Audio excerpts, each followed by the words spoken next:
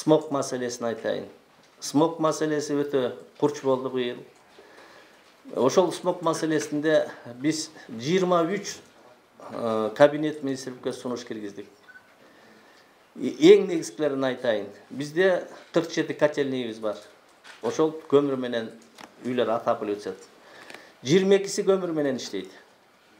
Биздин иш планга карап, баягы бөлүнгөн финансылык байланыштуу да бул деген, аны газга которуш. Жылына 3-төн 4төн котельныйды биз газга которобуз деген программа бар экен. Жок, ушундай маселе курчтуруп аткандан кийин быйыл бардык 22 котельныйдын баарын газга көтөрөбүз. Биз аны 3-4 жылга созбошубуз керек. Себеби экология, смог маселеси биздин сиздер менен ден соолугубуз, биздин балдардын ден соолугу, биздин эртең келечегибиз.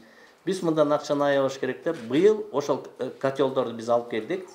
Турциядан жаңы современный котел, абдан КПДС-би котелдор.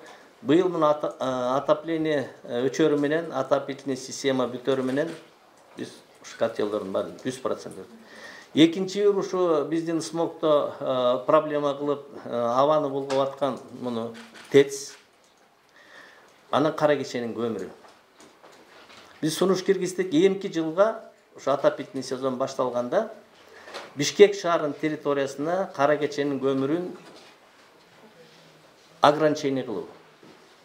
Биз эсептеп көрөлү, эгер биз Казакстандын көмүрүн зольносту азыраак, калорийнеси көбүрөөк көмүрдү киргизе турган болсок, мына бул жерде отурган аксакалдар да бар экен, Союз убагында мындай түтүн эч убакта болгон эмес. Мына биз кара кеченин көмүрүн жаккандан бери зольность көп, калорийнеси аз, ТЭЦибиз түтүп атат, частный үйлөрүбүз түтүп атат, банияларыбыз түтүп атат. Биз ошондой смогко туура келип атабыз. Ошон үчүн Бишкек шаарында ушундай ограничение киргизүү. Бирок ушул биздин сунуш менен кабинет министров макулдугун берди.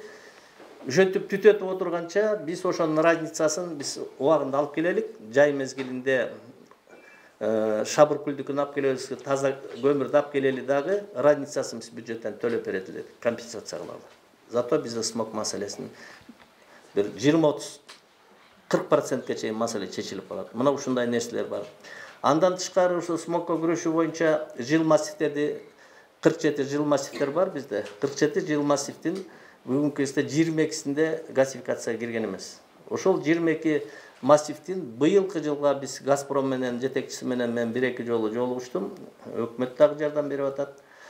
Ошонун 5 жыл массив быйыл газификацияга киргизебиз. Калганын 24-25 жылы. Ошондо жыл массивтерди толугу менен биз газдаштырыш керек. Ошо газ кирген биздин жыл массивтерде да биздин кээ бир жарандар газ кымбат экен, көмүр арзан болуп калат деп көмүр жагып аткандар бар. Бирок биз ушул шаардын мэриясы, акимчиликтер ошол жумушту кылышыбыз керек. Баарын газга өткөзүшүбүз керек.